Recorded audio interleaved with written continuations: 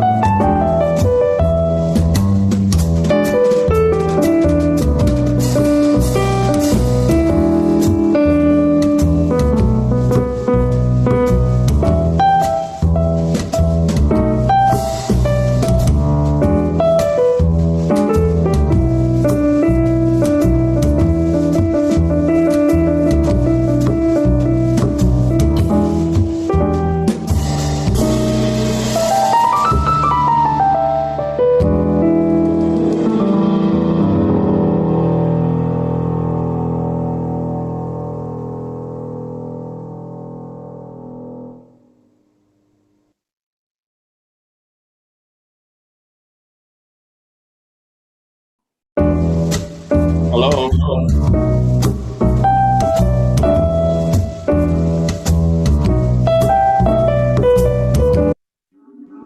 Hello, how are you? Good. It told me to unmute, so I unmuted, but I'll go back on it. Oh, no, you can unmute if you like.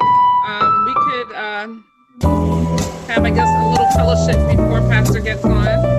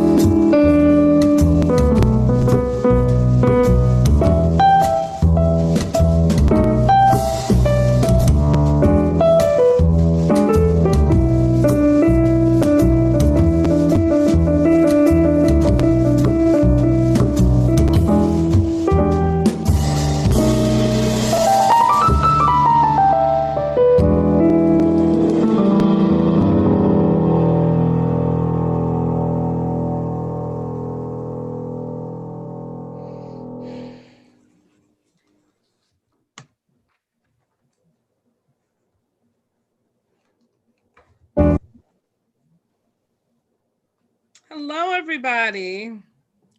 Hi. Hi.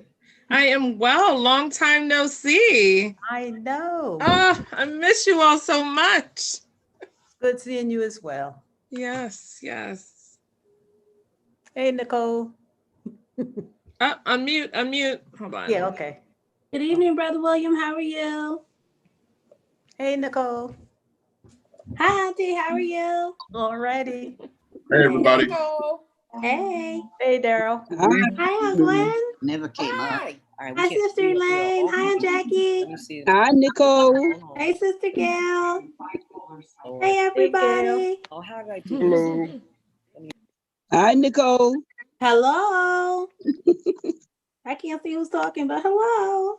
Miss Hargrove. Hey, Miss Hargrove. Hey, Gwen. Hi, how are you? I'm well. How are you? Hey, Good, Lula. good. Good. Hi, Miss Dot. Hey, how you doing, dear? Hey. Hi, Sister Dolly. Hi, Sister Gwendolyn. Hi. Hey, Nicole. How you doing? Hey. Hey, y'all. Hey, everybody. Hi. Hey. Sit up. Brother Thomas, Hey, how you Sister Tina. doing? Hi, Mama. No. Oh my God. Hey, Brother Thomas, this is Brother Register. I know this. Hi, how you I know. He said, Who is that? but you got to sit Hey, up. Donna. Hi. Hey, Rev. Down too much. Hello, everybody. Good evening. Hi, Good Pastor evening. Florida. Good evening, Pastor. Hello, Pastor. All right. It looks like He said register. Register. Yeah, William Register. Yes. That's William Register. Hey, William. How you doing, Pastor Master? How's everything? All right, sir, and you? Good, All right. God bless. God bless you. God bless you, sir.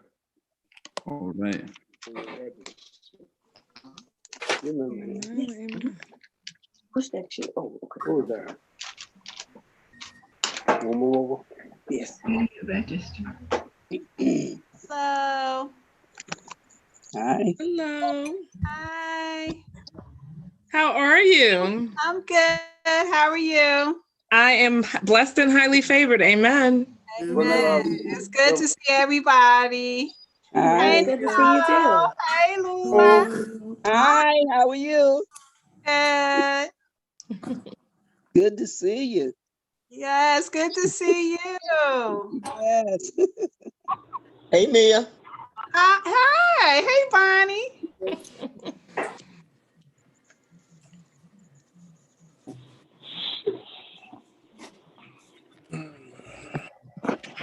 All right. Just to let everyone know, we are live streaming right now on Facebook, on YouTube, and on the website.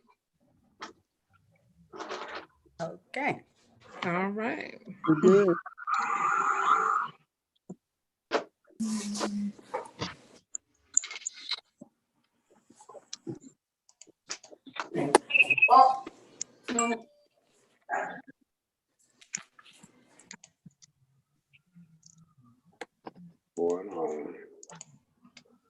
Hey, Grace and I.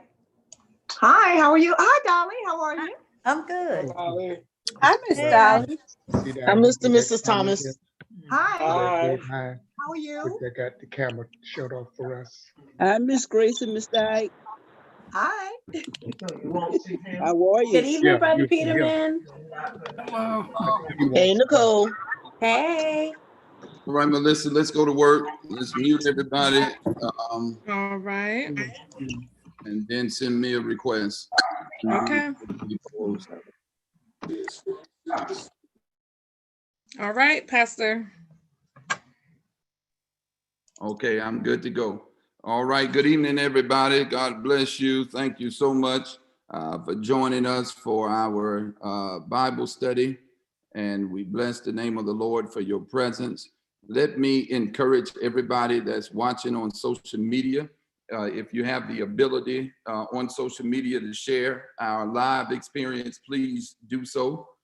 Please share. I would really appreciate that. And encourage people to come in. Let me also say this evening how pleased I am to see everybody.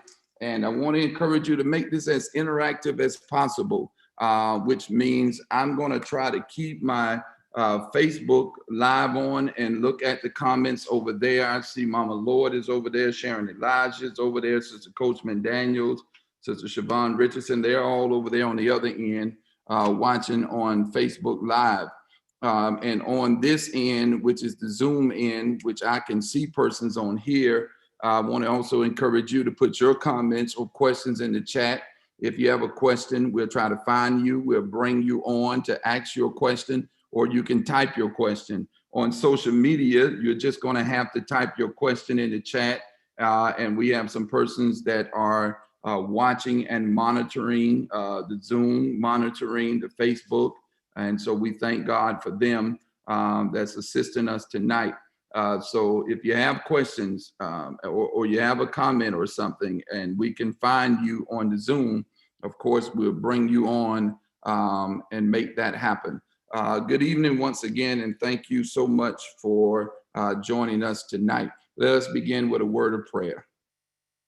Gracious God, how we bless you and honor and thank you for this day.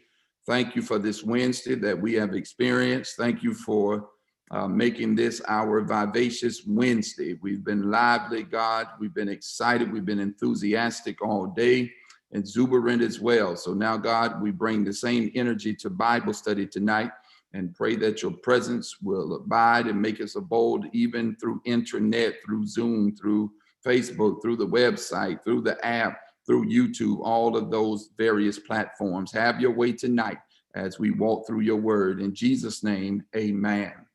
Amen. Thank you all so much. So good and exciting to see all of you all as I go through the gallery. Let's turn to Genesis chapter 13 at this time. Genesis chapter 13.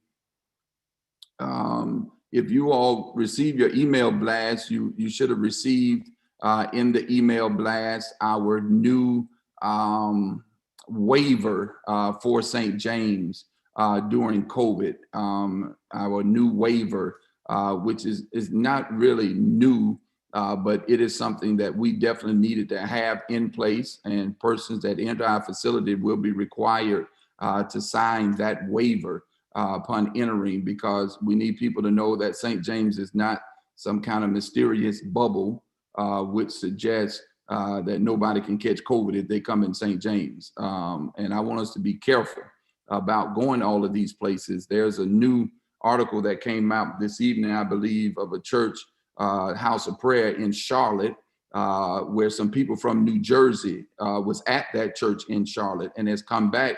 And now I understand that in that worship service where they had in person, that now 68, I believe, persons have COVID and have spreaded it. It has become a super spreader, all because people were trying to run back in that church. That's why I don't make no apologies.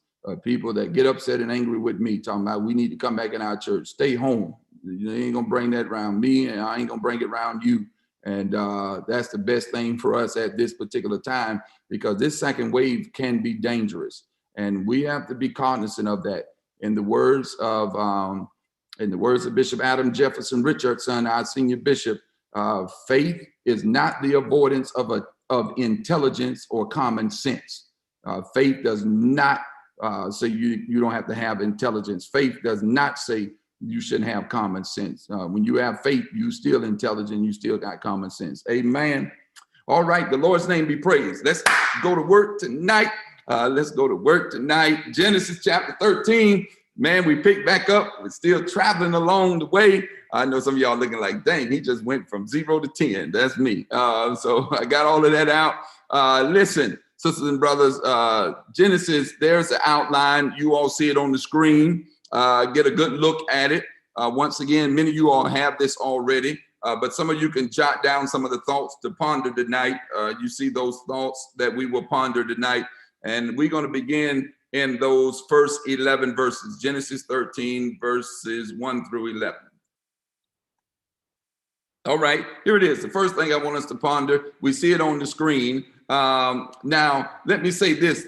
I can't use my iPhone. Gosh, I want to show you all something, but I cannot use my iPhone since I'm looking over there in the chat section. But to help you with the pronunciation of some of these words that you see in Genesis chapter 14, these first several verses, I have an app that also helps me to pronounce them. Just because I hold a doctoral degree don't mean these words just flow off of my lips. No, you have to study it. And if you have some help, that is helpful as well. But the major theme in that 5th verse in the 14th year, and then you can break that down, it's Kedor Laomer.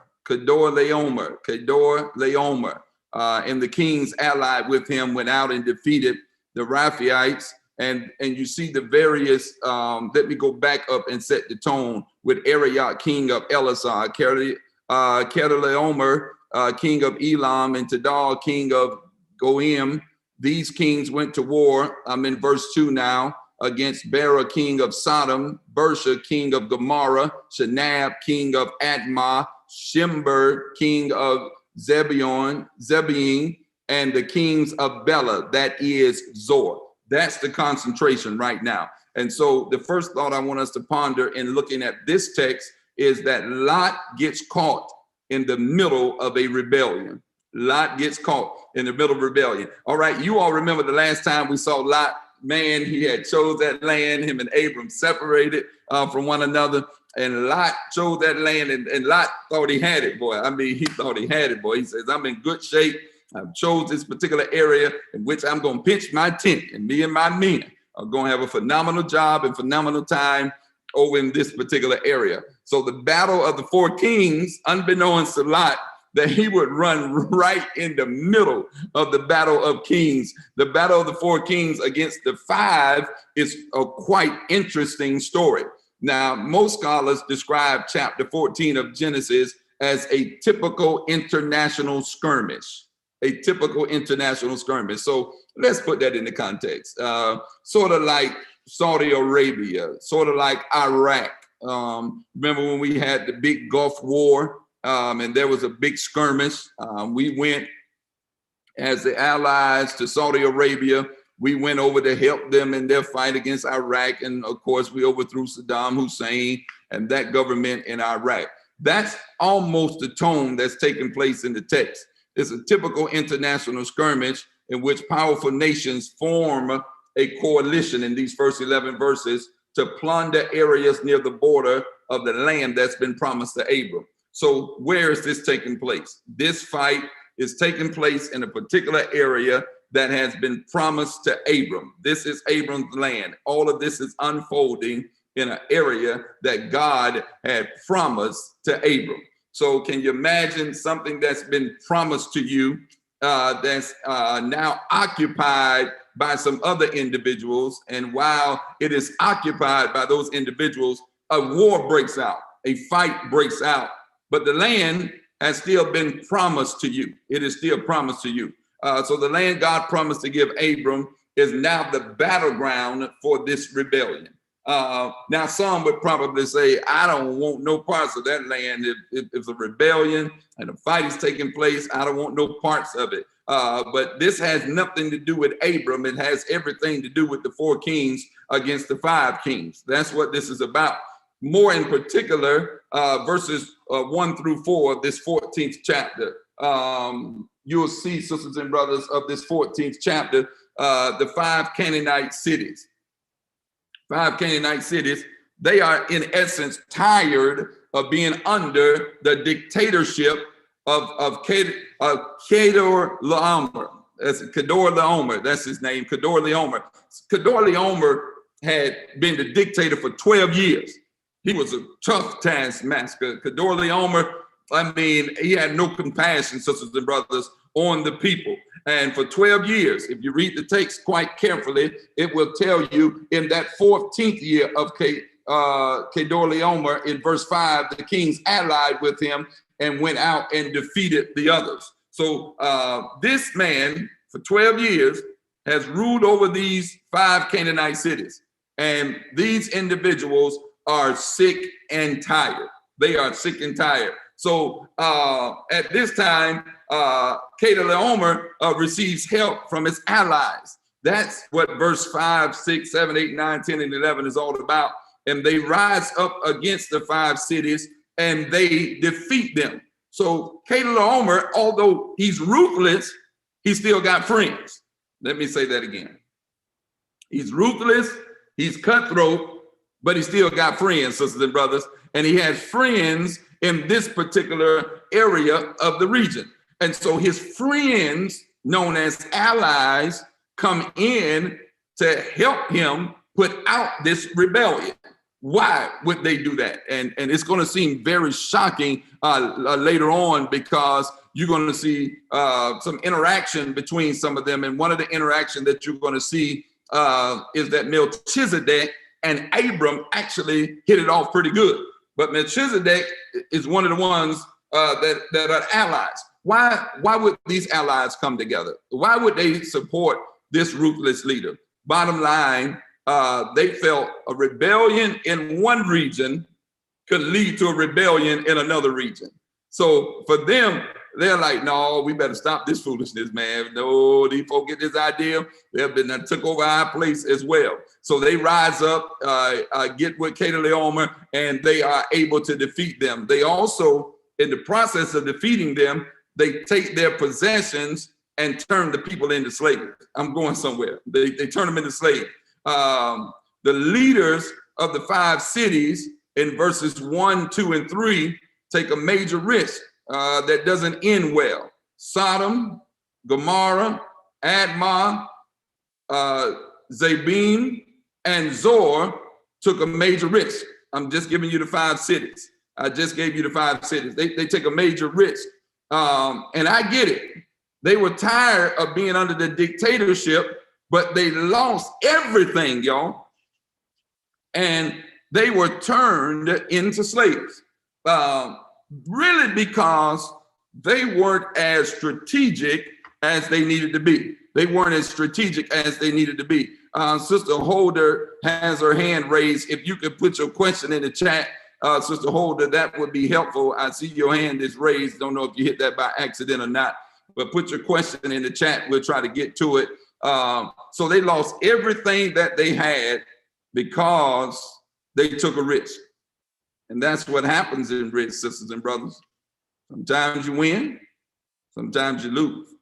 But I guess to them, they were willing to take that risk. Now, Lot, this is where it gets interesting. Lot's only issue, sisters and brothers, is that he is basically in the wrong place at the wrong time. Remember now, he picked this area. He selected this area. He chose this particular area. And in the midst of choosing this area, he now gets caught in the middle of a rebellion. And so I've set the tone for you in terms of this rebellion that he's caught in the middle of. He's caught in the middle of 5 cities that are going against 4 kings. He has nothing to do with it. There's never any mentioning of Lot fighting at all. There's never any mention of Lot getting involved in this fight. Lot loses all because he chose a particular area. Now, why is that important, Pastor? That's important, sisters and brothers, because when you are moving and you don't know where you're going, you may suffer some losses. And some of the losses, I'm going to help about 100 of you all tonight. Some of the losses that you suffer don't have nothing to do with you. So I want to help some of you all that have this guilt of saying, why is God always picking on me? Why is this always happening to me? Some of the stuff that happens has nothing to do with who you are and where you are. Sometimes you can be in the wrong place at the wrong time. And that's where Lot is in the text. He's in the wrong place at the wrong time, and he also gets carried off as a slave as well. So Lot could have very easily, let's think about that before I go on to the next thing I want us to really ponder tonight. Let's think about that. Lot could have easily thrown in the towel right then. Lot said, man, this thing ain't what it's cut out to be. I'm over here minding my own business. You all have been like that. I ain't bothering nobody. And here they done jumped off a fight over here. And now the fight done spilled over here into my yard, into my territory. I didn't want nothing to do with this. I'm just over here trying to enjoy the land in which I planted. And I'm just trying to have a good time. And so Lot minding his own business, and boom, this thing shows up. I just scanned my congregation and the people tonight in the Zoom area, and I see the matriarch of our family. I see my auntie is on here. Sister Jacqueline Johnson Bain is on here. Y'all can see her if y'all scroll around. I see my auntie up here. That's my favorite auntie. That's my auntie that took care of me. My auntie Connie is also my favorite too. I don't have but a couple of them, so they all my favorite. There she is on the screen. Y'all see her, the focus now. So you want to come see your auntie, R2? R2 loves his auntie. So y'all know y'all pastors got that 80, you know. So come on, R2. Can y'all see R2? Yeah, he's waving at his auntie. So let me get back. Lot minding his own business, and man, boom, this happens. I mean, that's all he was doing, was minding his own business. And now he didn't start this fight. He had nothing to do with this fight, but now he's carried off as well. And so that takes me now to the transition after we have discussed in the context who is fighting and why they're fighting. We look at verse 11 and verse 12 of Genesis chapter 14, verse 11 and verse 12. And it says, the 4 kings seized all the goods of Sodom and Gomorrah and all their food. Then they went away. They also carried off Abram's nephew Lot and his possessions, since he was living in Sodom. Y'all see that, right? I was just making that argument. This had nothing to do with him. He's just living there, but he gets caught up in this fight. And now, since he's caught up in it, they carried him off. And it makes it very specific tonight. Abram's nephew, Lot. They not only get Lot, but they get his possessions. They get everything. Y'all know how I would say it on Sunday morning, everything. They get everything, y'all. They get it all. And so here's the next thing I want you to ponder. Lot discovers the grass is not always greener on the other side. I would tell you, touch your neighbor if I was in the sanctuary, but just touch yourself and tell yourself the grass is not always greener on the other side. Yes, Lord. Now, y'all remember, let's go back. Let's go back to Genesis chapter 13, verse 10 and 11. Let's go back to Genesis chapter 13, verse 10 and verse 11. Genesis 13, 10 and 11. And the Bible says, Lot looked around and saw that the whole plain of the Jordan towards Zoar was well watered, like the garden of the Lord, like the land of Egypt. So we see that. And then verse 11. So Lot chose for himself the whole plain of the Jordan and set out toward the east. The two men parted company. Now that was last week. That was chapter 13. You see now, Lot chose this area. Why? Because it was well watered. He also chose this area, according to the text, because it was like the garden of the Lord, the land of Egypt. So Lot chose for himself the whole plain. So he saw it. It was immaculate. It was magnificent, magnanimous. It was beautiful. It was gorgeous. I mean, it had it going on. And I can't be mad at Lot for choosing it because, man, that thing sure enough looked good. And so he chose it as a result of that. And here is where I must park parenthetically on the curve and provide this little homiletical nugget that I tried to provide in setting the context. Looks can be deceiving. Yep, that's the best way I can put it. Looks can be quite deceiving. Don't always get caught up on looks, sisters and brothers. Looks can trick you. Looks can fool you, especially in this day when you don't know who's real or not. They wear so much, you don't know if they're making up stuff, done added stuff.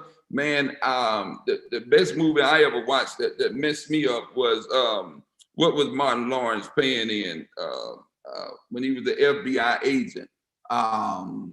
Big Mama's House. Oh no, man! Some folk took that to the extreme. They got sisters that not made up a certain way would go find this stuff to make themselves a certain way, and then they used to show these commercials of what happened when they pulled everything off. They were like, "Oh, that didn't belong to them." It's kind of like the hair. The hair didn't belong to them. It's kind of like some other stuff. But looks can be deceiving. Same thing with men. Make you know. And tonight I'm wearing a shirt tonight that says "We Need Justice." This shirt was made by Sister Joseph. Sister Joseph of our text, Brother George's Joseph's wife. She made this shirt, and she blessed me, and both of them blessed me with a couple of these shirts. And so I'm wearing it tonight, reminding people we need justice. We need justice. So looks can be deceiving, sisters and brothers. Be careful about looks. And so Lot is learning a major lesson about this thing, man. So he chose the area because the whole plain of the Jordan towards Zoar was well watered. The water made everything appear to be so delightful. Now, one of the 5 cities that rebelled was Zoar. We saw that, known as Bela, in verse 2, the B clause. That was one of the cities that rebelled. That was one of the cities that rebelled. So that put Lot directly in the middle of the retaliation of Kedorlaomer and his allies. So Kedorlaomer takes Lot too, because Lot is in the middle. Once again, nothing of his own. Had nothing to do with it. He didn't plot, but he was just in the wrong place at the wrong particular time. And he's right now in the middle of the middle of this retaliation. Now Lot finds himself being taken away as a slave, and his possessions are taken with him. Get that? Not only do they rob you and take your stuff, but they take you too. Them some bad jokers, ain't it, boy? I'm telling you, they looting over there. Them some bad jokers. I would have been like Michael B. Jordan in the Black Panther. Just throw me out there in the ocean with the rest of my ancestors instead of just taking me. You ain't gonna take my stuff and take me as well. Now this causes me. This causes me to question the manhood a lot. I do. I know this really more for men's Bible study and Reverend Clark then, but it makes me question the manhood. Because, man, ain't no way, I know I'm on various platforms and stuff, but you ain't finna punk me like this now. Now, if you gonna take my stuff, now you gonna have to whoop my behind. You ain't just finna take it for free. You just not gonna take it. Y'all can tell I've been watching a lot of movies. It's kind of like Cat Williams in the movie Friday After Next. When he gets caught by Damon in the bathroom and he tells Damon, you just gonna take it, what? Just gonna take it. So for me, and I know some of my older members, I just lost y'all right quick. I just lost y'all because y'all think it's so unholy. It's not spiritual to be watching all that kind of stuff. I see Tammy Powell must have dropped off. She's asking to get back in. All right. So I know I would have been like, man, I'm out here. I don't know where I'm going, but I'm keep moving. But you ain't just finna take my stuff. You gonna take my family? You gonna take all my stuff? No, man. I'm not rolling like that. You just not finna take all my stuff. So, man, it would have had to been a rumble in the jungle out there for me now. Now, Caleb Omer, he got some allies, but they'd had to whoop me on that day. But so that's a sidebar. But Lot sitting there taking that, he took it. So what a drastic change of circumstances, isn't it? He chose the land, excited about the land, went out there with the land and thought he had it. Then he gets caught in the rebellion. He discovers the grass is not as green as he thought, but now he discovers how drastic change of circumstances can occur. He discovers this thing could change at any time. Let me tell you something, sisters and brothers, when you are navigating an area that you're not familiar with, whenever you're traveling an area you're not familiar with, whenever you're walking and you don't know really where you're going, but you're walking by faith, things can change just like this. And it can be a drastic change of circumstances at any time. And so when you're walking and don't know where you're going, things can change quite drastically. And let me reassure you of something to give you some confidence tonight, some self-assurance. When things happen drastically, you're not always going to have the immediate response. And you got to be comfortable with that. You're not always going to have, see, we live in a world, especially in the church life, where people think you're supposed to have the answers to everything. No, you don't. Stop living in that kind of home or that kind of house or that kind of idea that you always gonna have the answers. You will not always have the answer to everything. And get away from people that always think they got the answer to everything. Some stuff God reveals over a period of time. Some stuff will not be revealed at the snap of your finger. Some stuff will not be revealed overnight. You have to be comfortable with saying, I don't know what God is up to. And I get it. You're spiritual. You're supposed to know. You're supposed to be in synchronicity, in rhythm with the rhythm of God. I get that, but there are some things and some moves of God that you won't quite be able to explain, sisters and brothers, and you have to come to grips with that and be comfortable with that. And that is not a sign of your quote unquote lack of spirituality or lack of faith or lack of connectivity. Abram is moving and never anticipated this happening. David moved, we'll see later on, never anticipated this happening. Stop letting church folk push you out there on a mountain and tell you you're supposed to always know what God's getting ready to. That's like Jeremiah when he told the people of Israel in Jeremiah 29. I had somebody ask me about that earlier this week. That's like Jeremiah telling the people, them prophets lying to you.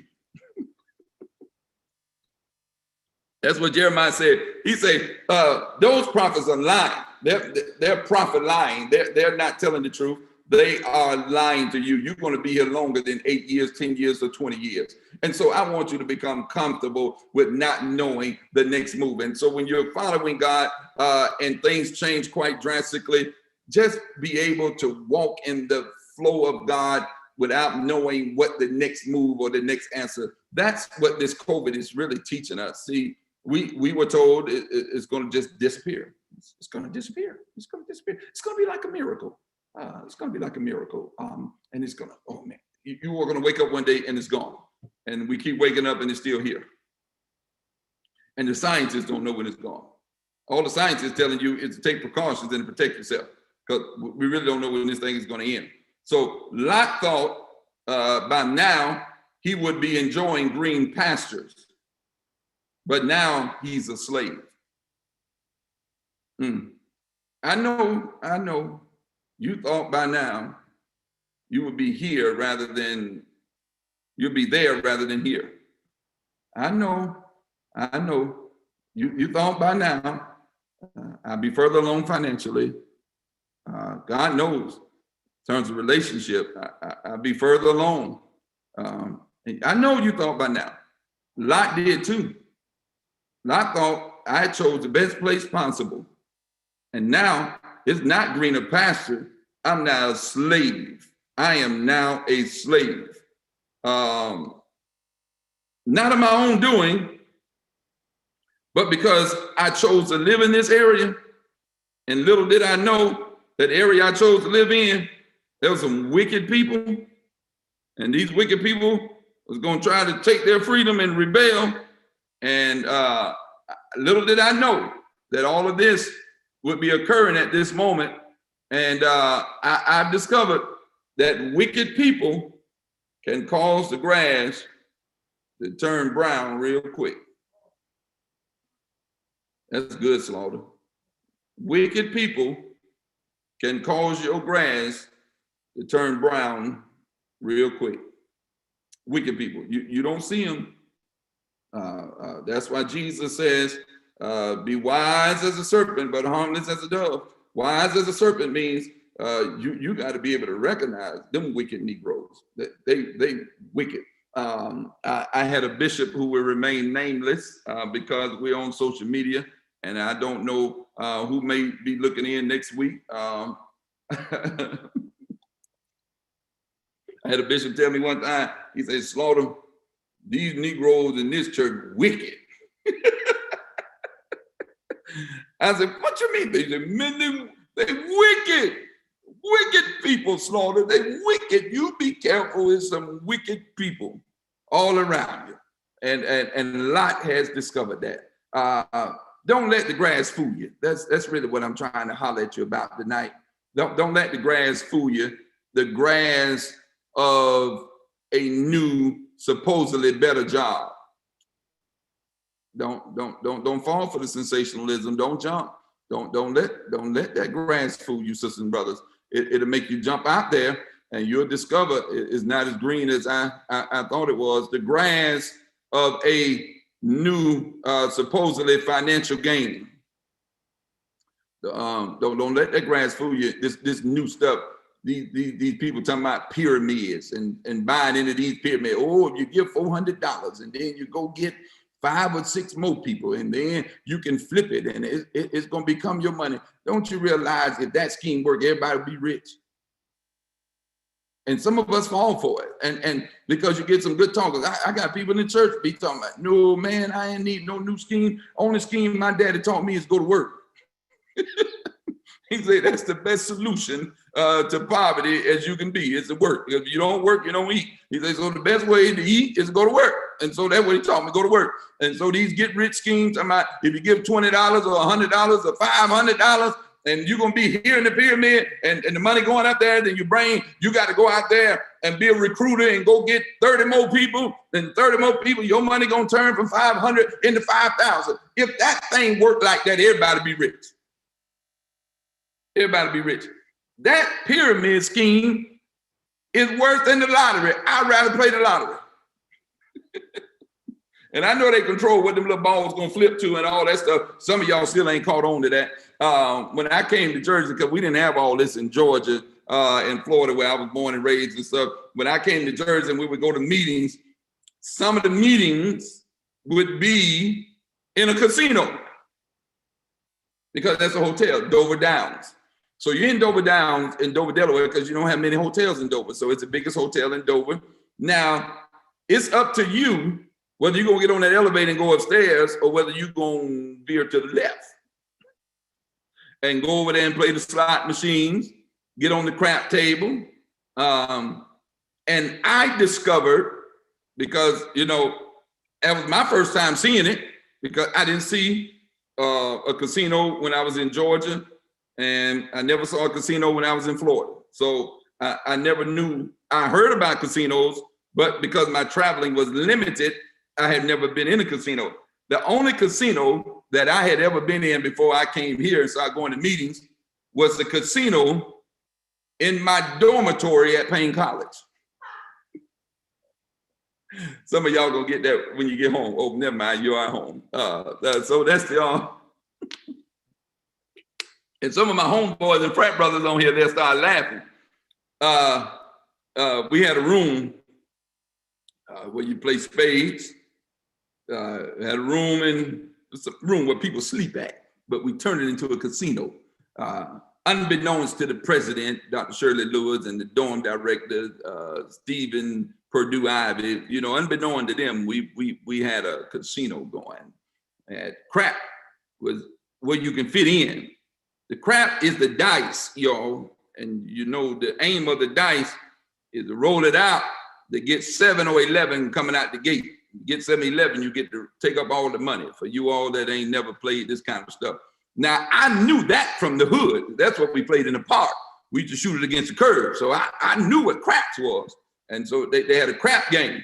So I hate to tell it. I'm going to tell it. So I went in the room. And so some of the cues and the others was in there. No, man, the preacher in here, we ain't playing no crap. No, man, get him out of here. He bad luck. He bad luck, man. It's kind of like Harlem Nights when Eddie Murphy was playing the role of the little boy and he shot the man in the room. And the man said, I have bad luck with kids. And the man, Eddie Murphy shot the man when number 7, 8 years old. Boom, shot the man after he lost because the man was getting ready to cut everybody and stick him up. And he said, my man, he really do have bad luck with kids. So I walked in the room and all the boys, they were like, oh, get the preacher out of here. Oh, but there was a Q named Jerome. Oh, I wasn't supposed to call his name. We called him JJ. He said, no, you got some church money, let him play. You want to play, let him play. No, he want to be in here.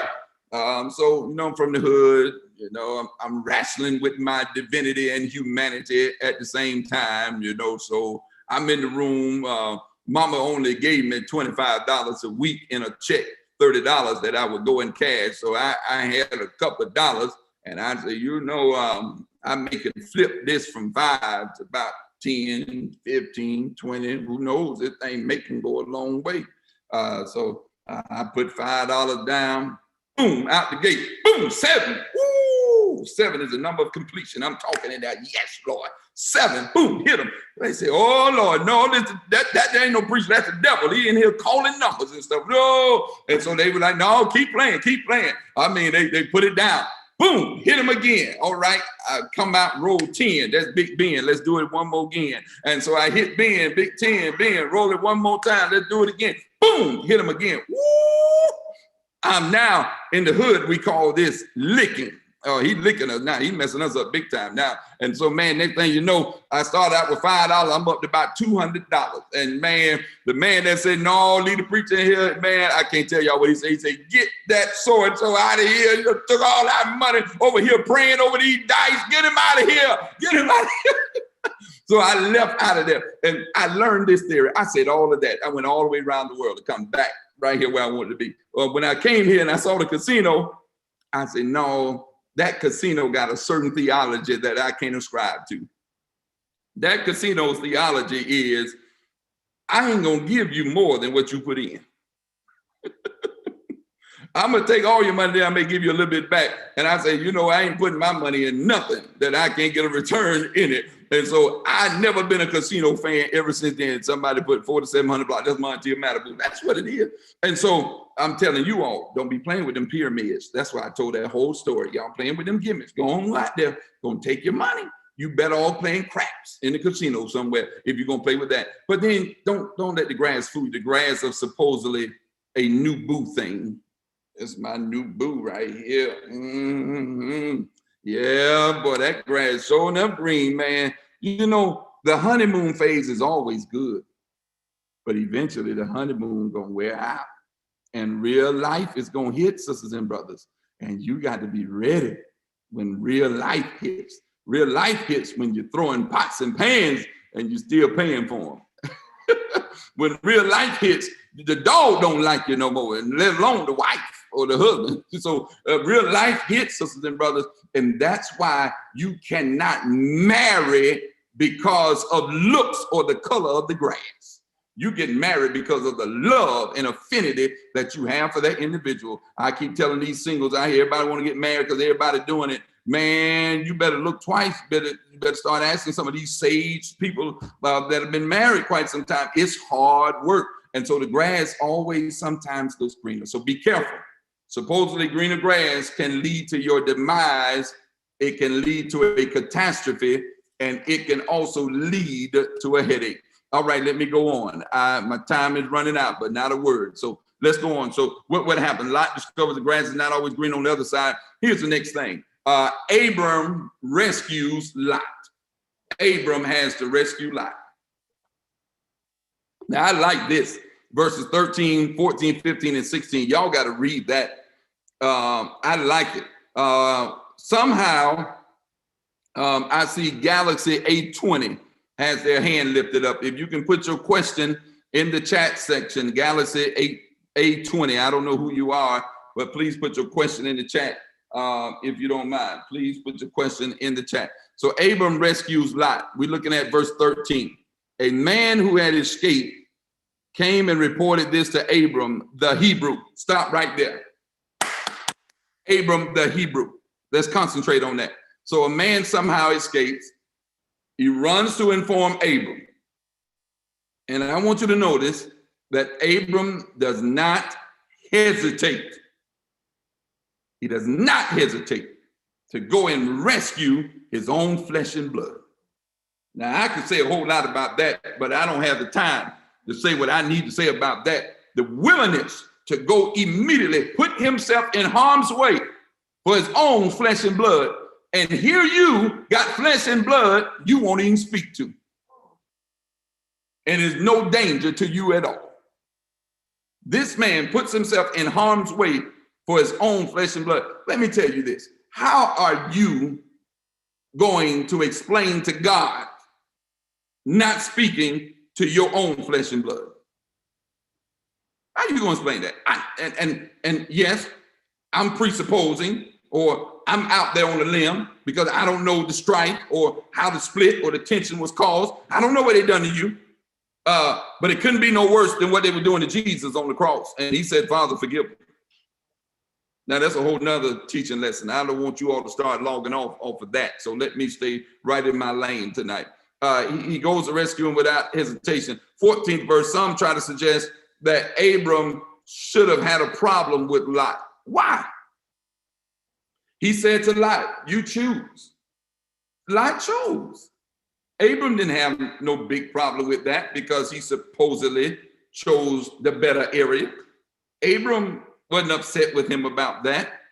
But in verse 13, we see something now that we haven't seen yet. Can somebody type what you see in verse 13 that you haven't seen yet of Genesis chapter 14? I gave it to you earlier. I really gave it to you earlier. I want somebody to type what you see right quick in verse 13 that we have not seen yet. It's it's 3 words. It's 3 words. I mean, look at Facebook. Nobody's typing over there. All right. All right. Hey, Kimberly Hunter Jones.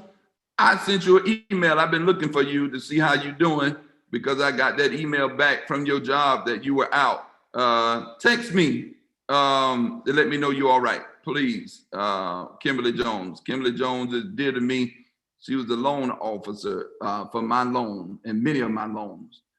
She's been the loan officer and she joined St. James during this pandemic. So Kim, let me know you're all right. Y'all, did y'all get it? Did anybody find the answer? Oh, they got it. Danessa Victor got it. Abram the Hebrew.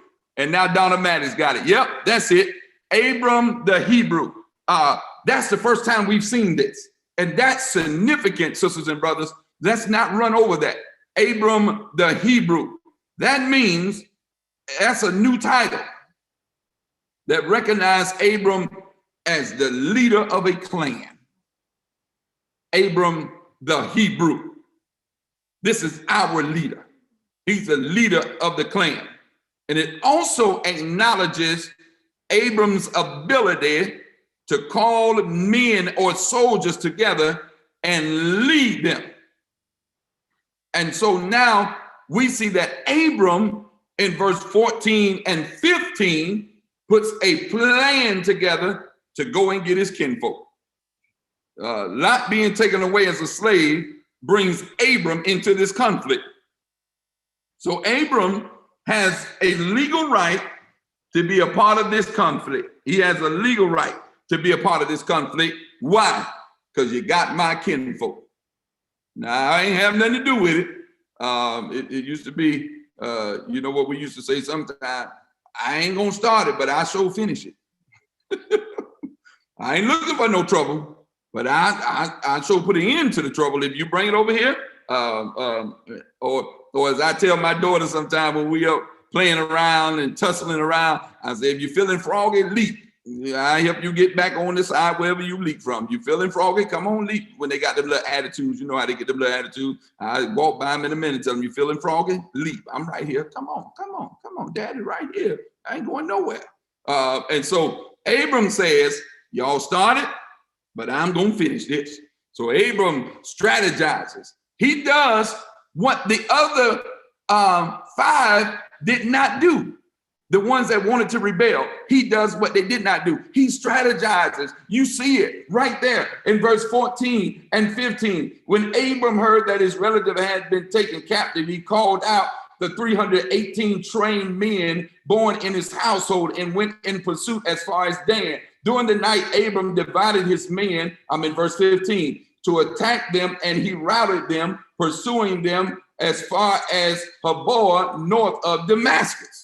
He strategized. He got a plan, sisters and brothers. He executed the plan. So what you're saying, Reverend, when you're traveling and don't know where you're going, you better get you a plan anyway. You still need some plan, and you need to know how to execute it. Abram, in verse 16, brought back Lot, and he brought back all of the possessions, which were all of the men and women, and other people as well. Look at verse 16. Y'all got to see it. Y'all got to see it. I'm about to get happy right there. Verse 16, it says, he recovered all the goods and brought back his relative Lot and his possessions together with the women and the other people. You got to read the Bible for clarity. The other people. Boy, I can shout off that. So I went to get one thing, but I ended up coming back with more than I went to get. That's what happens when you deal with God. He always gives you more than you expected. He always gives you more than you expected. He went to get one thing. He went to get Lot. But in the midst of getting Lot, he said, I'm not just going to get him. I'm going to get his stuff, because they had no business taking my kinfolk stuff. That's my nephew. You're not going to take my nephew's stuff. So I'm going to take his stuff back, and then I'm going to take some of your stuff. Since you right here taking other folks' stuff, give me yours. And Abram, with 318 men, went against Kedorlaomer and all of them and took his stuff back. Although you're busy, and I know you all are, with your own life, never be too busy that you cannot help people. Never be too busy that you can't help people out that desperately need your help. Lot didn't send no email. Lot didn't send no text message. Lot didn't send nobody. Lot has no idea that his uncle is coming to get him. And his uncle shows up. And when his uncle shows up, sisters and brothers, his uncle shows up, and his uncle brings him, the women, the possessions, and some other people. I don't know who the other people are. I should have went deeper in that. But I want you on your journey never to get so busy that you can't help people, sisters and brothers. Never get so busy that you can't help people. And that's what Abram demonstrates tonight. Now, here's the last. We're coming home, 7:50. We got to go home now. Well, we already home, but we got to get out of here. Here's the next thing. Abram, I like this, is careful about who he fellowships with. Now, I'm getting ready to mess some of y'all up tonight. I'm giving you a warning. I'm getting ready to mess you up. Abram makes up in his mind, he says, you know what? I can't hang with everybody. Verse 17 through 24. You can read that later. This has to be an awkward moment. It has to be awkward.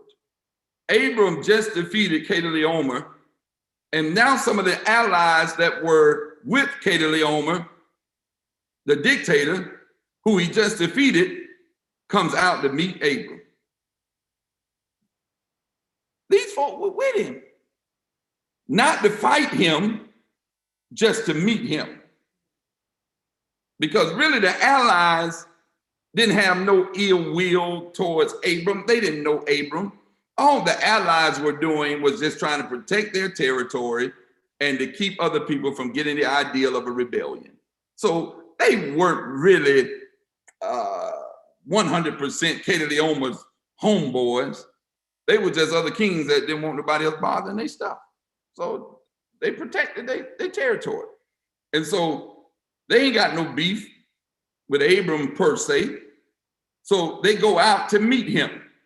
Now, he just took all his nephew, his stuff back from their homeboy, so we think. And yet the allies are all right with this man. You know, this reminds me of growing up where I come from in Orlando, the 700 block of Malibu.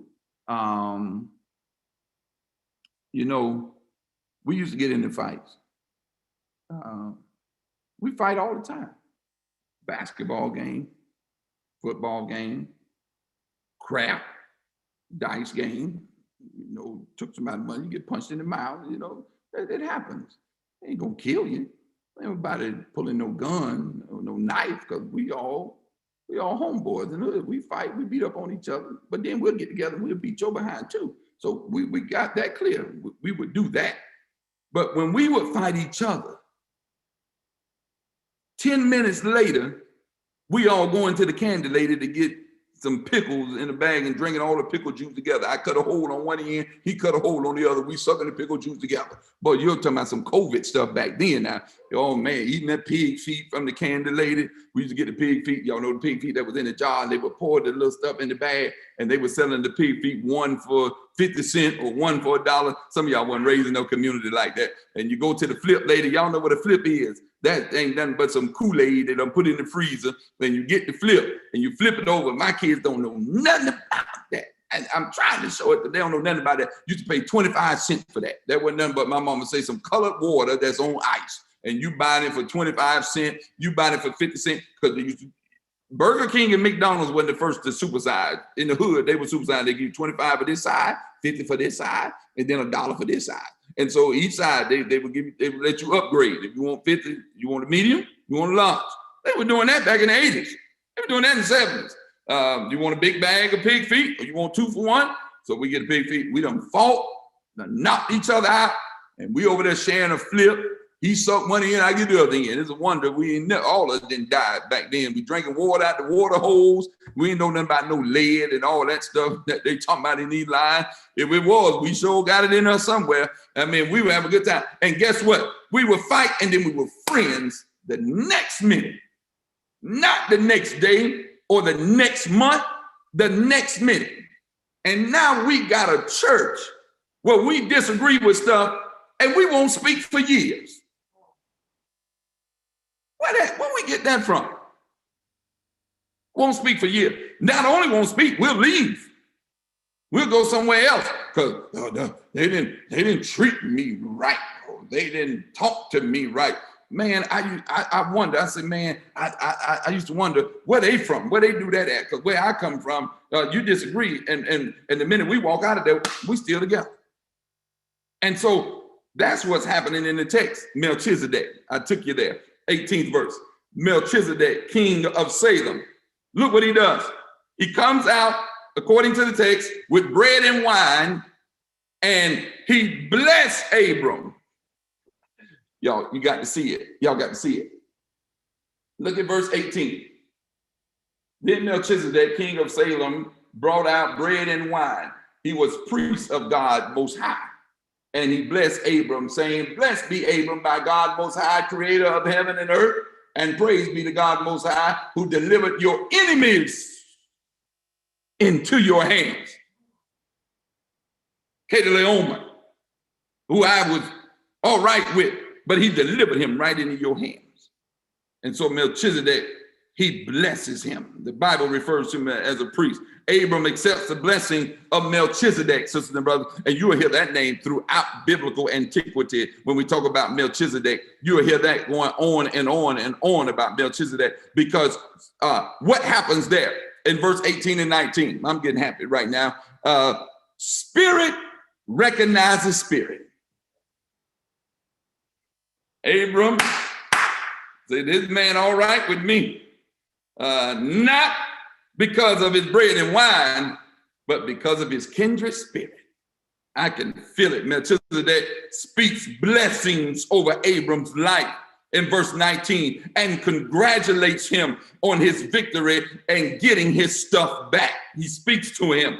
The 20th verse, Abram in return offers a tenth of everything to Melchizedek, not because he owes him or because Melchizedek asks for anything, but he does it because God said in Genesis chapter 12, verse 3, I will bless those who bless you. Yeah, Brother Chain, I see you. That was a woo. That's a woo moment there. They didn't get that. Sisters and brothers, this is the curveball. God said, people who bless you, Abram, I'll bless them. And he also says, through you, people will be blessed. You got to be willing to bless others that you don't even know. There is no ambiguity, but there is no evidence of Melchizedek and Abram ever meeting before this. And Abram just took his stuff from Melchizedek's supposedly friend or just ally, and he comes out and he blesses him. Oh, I got to get out of here. He blesses him. That was God's way. And when Abram gives him a tenth, that was God's way of blessing Melchizedek because he was a blessing to Abraham. Now, come on, let's make this contemporary. Let's make this palatable tonight. Maybe you ain't getting blessed because you ain't blessing nobody else. All you want is give me, give me, give me. You just like a little toddler that learning, give me. That just so narcissistic and give me. You don't want to give to nobody else. And more importantly, you don't even want to give to God. You'd rather make up all the excuses why the tenth that Abram gave to Melchizedek is the same tenth God requests of us, and we stingy with the one that blessed us with it in the first place. Talk slaughter, I'm doing it. Sisters and brothers, you got to get beyond your selfishness and thinking you're losing something. When you give, you're gaining. You ain't losing nothing. It's sad when you got blessed but didn't want to be a blessing. Abram shows that he's neither greedy or selfish. He shares a tenth of what he's been blessed with, which wasn't initially his. Remember the other people? It wasn't initially his. On the other hand, he decides not to fool with, and I'm rushing now because I'm out of time. He decides not to fool with the king of Sodom at all. So he fools with Melchizedek, verse 18, 19, and 20. But in verse 21, the king of Sodom, he's like, no, I don't want nothing to do with you. Spirit, recognize spirit. Game, recognize game. And Abram, who didn't know Melchizedek beforehand, was cool with Melchizedek. He didn't know the king of Sodom, but he ain't cool with him. Abram refuses to fellowship with him and refuses to make a deal with the king of Sodom. It's right there in verse 21. Then Abram makes it clear that he would accept nothing from him, lest he claim that he made Abram rich. All money and all stuff ain't good money or good stuff. I'm out of time. I really could mess you up with that, with Riggins Earl theology about money. Sometimes it's best to say, when my mama used to teach us, if you didn't want something, no thank you. Sometimes it's best for you to say no thank you if it's going to cost you later, if it's going to cost you your integrity, if it's going to cost you your name. No thank you. I was being interviewed today from 3 to 4 o'clock, and one of the things they was asking me about is my elevation politically and how what they called it, a non-native can get a governor's nomination and get a Senate's confirmation, and you've been here 9-10 years. How did that happen? And how did that occur? Don't sell your soul is what I told them. You can't sell your soul because your soul is all you got. If you sell your soul for a quarter or a dime, you'll sell it for anything. And so I'm telling you tonight, some things you need to say, no, thank you. That's what Abram does. God, I got to quit. That's what Abram does. Abram says, no, thank you. You can keep it. I'm not taking it, because he makes it clear. He tells him, because the last thing I need is for you walking around here talking about you made me. That's what Abram is basically telling him. Abram turned down the king of Sodom's offer because he wanted more than wealth and possessions. He also knew it would come, wealth and possession, with God's promises. I leave you with this. One scholar said, faith looks beyond the riches of this world to the grander prospects God has in store. Lesson here, you can't hang with everybody. I don't mean you don't speak to him, but you can't hang with everybody. Abram spoke to him. Abram said, hey man, no, I'm good. You have all this stuff back. You want your stuff back? I don't want none that belongs to you. You look at the transaction he was trying to get Abram to be a part of. The king of Sodom said to Abram in verse 21, give me the people and keep the goods for yourself. He said, no, I don't want none of it. You keep it. You can have it. Abram knew that Sodom's king would try to claim that he was responsible for him. He knew it. It's like, y'all put your questions. We got to go. We got to go. Put your questions in if you got a question. It's like church people. Can I tell you about, I'm not talking about the greatest people on the planet. I'm talking about church people. You know, church people always walk around talking about, oh, I'm the reason the pastor lived like he lived. You ain't responsible for that. You don't give enough to be responsible for that. But that's the language some of us use. Oh, I'm responsible for the preacher having this and having that. God's responsible. Because the minute you didn't give, the preacher still didn't go without. So that means you ain't got nothing to do with it. So we got to be careful of acting like the king of Sodom. I made them. I made them. And we got people like that in our lives. They're talking about they made us. No, God made me. And the only way people can make you if you sell yourself to them. Now, if you sell your soul to them, yeah, they can make you. Hey, Dr. Mary, I see you tonight. I see you tonight, darling. I see you over there tonight. Yes, Lord, I see you. And your screen came right up when I was talking about that. And thank you for your wonderful gift. You're so kind. Thank you. There's Dr. Mary. Y'all wave at the mother of the church. Y'all wave at her. Amen. Amen. And we got to be careful of that. There are no self-made people. That's not what I'm suggesting. Nobody's self-made. Everybody that rises is God-made. It's God-made. But you can't fellowship with everybody. You can speak to him. He spoke to him, but he wouldn't fellowship with him. But Melchizedek, he said, this is my dude here. I don't know him, but I'm bless him because he blessed me with a little bread and wine. But it was the spirit. It wasn't a gift. Because actually, Abram gave him more back than he gave Abram. He spoke a blessing over Abram's life. And in Abram's mind, that blessing he spoke was worth more than that tenth that he gave him back. I'm done. I'm done. Y'all got questions tonight? We're overtime. I'm so sorry. It's 8:05. I'm done. Y'all been good tonight. We almost reached 100 on Facebook tonight. We over 85 on Zoom. We're doing good. Any questions? I don't know how many is on social media. I mean the website. I don't have that. All right. Any questions? Any questions? I saw something, a long paragraph. Who's that? Is it okay when you really don't know where you are going or where God is taking you? You have faith in God and you want to keep other people encouraged not to give up or lose hope when you yourself want to give up and the faith you have won't let you give up. Is this being honest or are you pretending? No, you're being honest. It's not pretending. You're being honest. Anybody that's been in the faith or in Christ have had those thoughts of saying, this ain't worth it.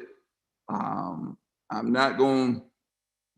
ready to give up. I'm ready to throw in the towel. Anybody in the kingdom has had that thought. We've been there. All of us have been there. We've all been there. And the reality is, we all have contemplated that. The thing about the text, Sister Elfrida, that was your question. The thing about the text that it does not say that I wish it would have gave me some insight. I wish it would have told me what Lot was saying when he was carried off. Because I know he was cussing. I wish it would have just gave me an insight. I know he was cussing like, you got to be kidding me. I'm out here done picked the greener grass and you done took me off as slave. I know he had to be frustrated. But then his uncle shows up. And what else I wish the text would have shown me is Lot thanking his uncle for coming to get him. I wish the text would have shown me that. It doesn't. And so I was taught homiletically and I was taught in seminary, you don't make up what's not in the text. And so I know some preachers are good imagination wise and they make up some stuff. I just ain't gonna stretch my mind that much to be making up. I'm just gonna tell you what's in there. And that's not in there. I wish it was, but it's not. They say what chapter next? Chapter 15. Chapter 15. We may put 15 and 16 together in terms of chapter. We may put 15 and 16 together. Because Abram getting ready to start trying to ask about some children. Y'all love that part. Abram said, I ain't got nothing to leave this stuff to. I got all this stuff and I ain't got nobody to leave it to. We're going to talk about that next week. And then God said, you're going to have something. I got something for you. And then y'all know the story. And that's when him and Sarah plotted together and said, you know what? We're going to put Hagar in the middle of it and let him sleep with her. And then comes Ishmael. Here comes the Muslim religion at that time, some say. So we're going to play around with that next week. All right. Any other questions? I'm on Facebook. Let me see if there's any other questions. All right. No, I just see people on there. There are no questions. There are no questions. All right. Somebody say I used to eat pea and feed from a jar. Look at Sister Mackie. Pig feet, stop it, please. Pickle juice. Yeah, that's Nancy. I know it's Sister Mackie. It was Nancy. It's a wonder. We ain't all messed up, you know.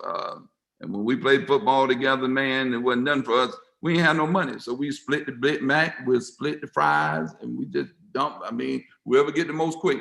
I used to get in the world of trouble going to my senior year, going to first period on Fridays, because I was always late to first period at Evans High School, because me and my homeboy, Hubert Owens, had to stop at Hardee's and get us a sausage, egg, and cheese biscuit and the cinnamon and raisin biscuit, because we knew we had a football game that evening, and they ain't never mark us late. I guess because we were athletes. We walk up in there with our biscuit and orange juice in one hand, and we take the biscuit because we ain't have much money. We split it. He get half of the biscuit, I get the other half. He get half of the cinnamon raisin, I get the other half. And we walk in there with our halves in our hand, and we split the orange juice too. And that was our world, because Daddy would give me money on Friday because he got paid on Friday. So he always leave money on the table because he knew after the football game we wanted to go to McDonald's and get something to eat. And that's how we would start our day. We would get something to eat that way. See, you ain't got many friends like that no more. You just don't have it. You just don't have it. Hey, Brooke Tippins, you and Johnny Cannon finna carry on with this AKA stuff. I see y'all on there. Brooke Tippins, I saw your comment this morning say you that peacock. I saw it on Craig F's page. I sure did. I caught you. I saw it. All right, y'all. I love y'all. Sister Daphne Gators, good to see you. Faith Egger, Tammy Powers, Sister Simone, Sister Jackie Turner. Love y'all. Good to see you, Brother Craig F., Sister Erica, Sister Elfrida, Sister Linda Rutherford, Sister Mia. Good to see all y'all. Dana Carter, you finally live and don't have that image on the pillow that you have. Monroe Johnson, Jason, good to see you. Sister Sandra Kitson, Sister Garrison, good to see you. Sister Beckett, good to see you. Veronica Holder. Veronica, did you have a question? Your hand was up earlier. If you do, please put it there. Sister Katina, how you doing? How them boys doing? Where's Katina? Bring Katina on the screen so I can see Katina and ask her about the boys. How the boys doing, Katina? Y'all unmute her. Please unmute Katina so I can hear what she's saying. All right, y'all, we overtime. If you got to go, you got to go. God bless you all. Thank you so much for being faithful tonight. Same time, same place. Katina, have they unmuted you?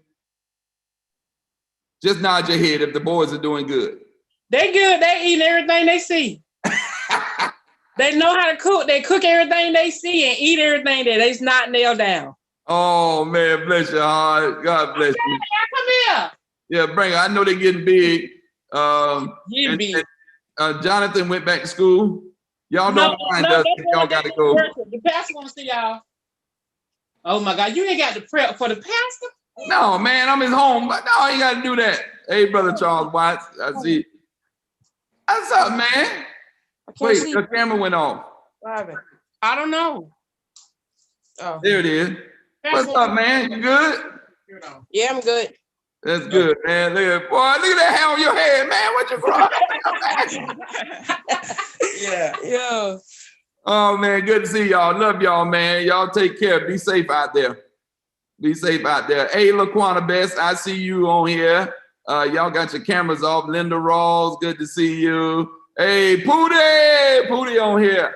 Michelle, good to see you. Linda Moore, Brenda Lula Hardegrove.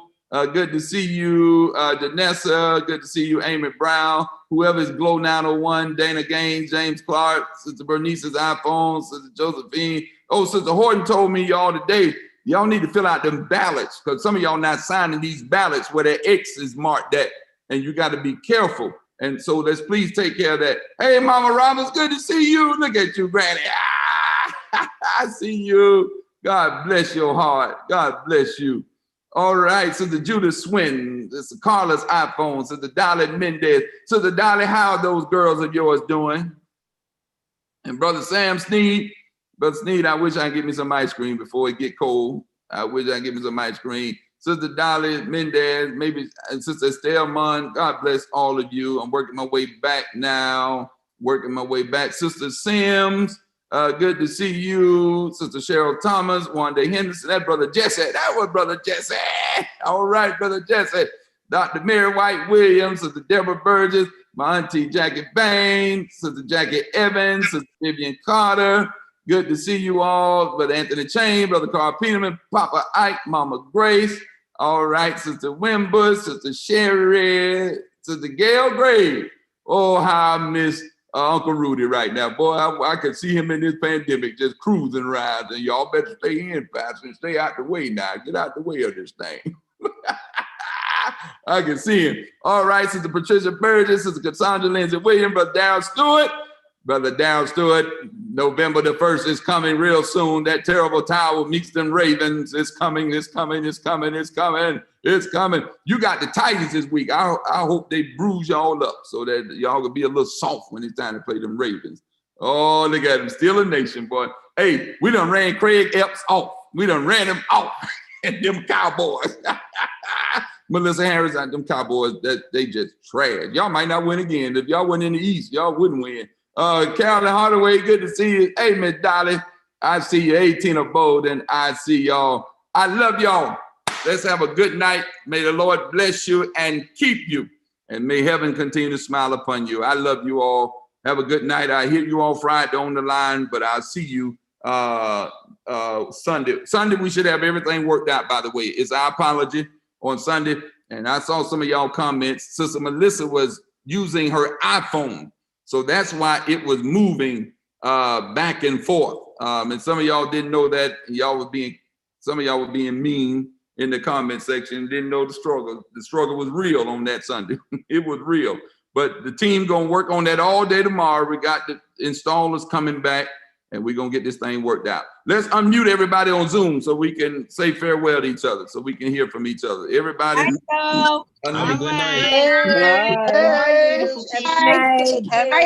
night, everybody. Hey, Dad, what's up, buddy? Good night, everybody. Good night. Good night. Good night. Good night. Good night. Good night.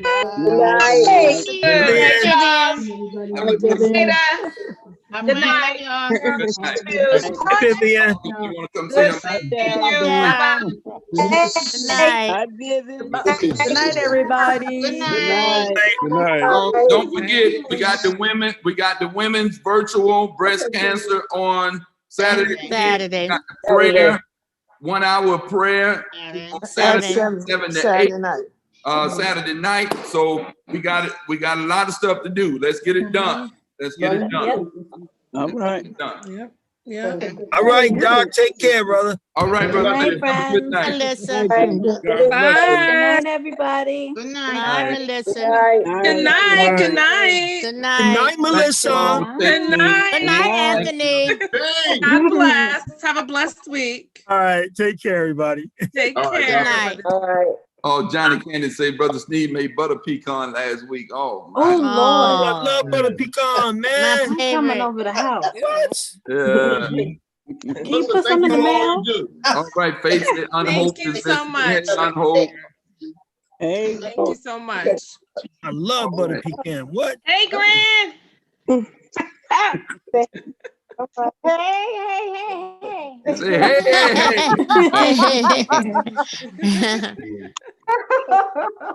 Yeah. Hey, All Miss right. Gators. Hey, darling, how are you? Can you? I'm fine. Good. Good night, everybody. Good night, everybody. Good night. Enjoy you on Caroline. Good night, Nicole, I need a scarf. Okay, darling, talk to me offline. I need one too. All right, no All worries. right. Just come offline. Good night, hun. All right. And if anyone wants to volunteer for the communications ministry, please do. Please let us know. communications@stjamesame.org. Amen. Got it. Good night. Good night, everybody. Good night. Good night. Good night, Johnny. Good night. Good night. Good night, Jack. Good night. Bye, Johnny. You know me.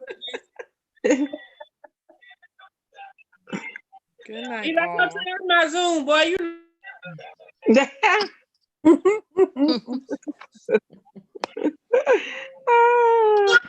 Johnny.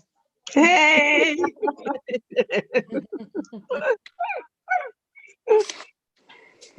Nicole. Hello. Hi, beautiful. Hi. Hi. How are you? Good, and you? I'm doing good. Hi, Good. Melissa. Hi, how are you, Sister Good. How are Johnny? you? Looking fabulous. Oh, Lord, Craig Epps As living? always. Oh, you're late. You're Oh, late, God, please. sir. Good night. Somebody But turn I off like the your camera. shirt.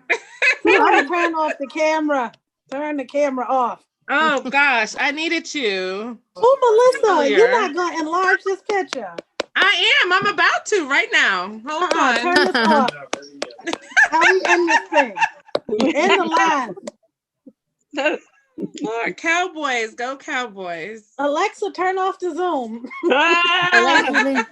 The cowboy talk, no cowboy talk. Yes, yes, indeed. Find a device named Zone. Yes, yes, yes. All right. Well, have a blessed one, everyone. All You right, too, good night, Melissa. everyone. Be Stay safe. Thank you. safe. You Stay too. safe. Stay Love safe. you. Love you guys. Love you you more. too. Have a good Okay, night. Melissa, everybody. Good night. Good night, Johnny. Good night. Good night. Good night.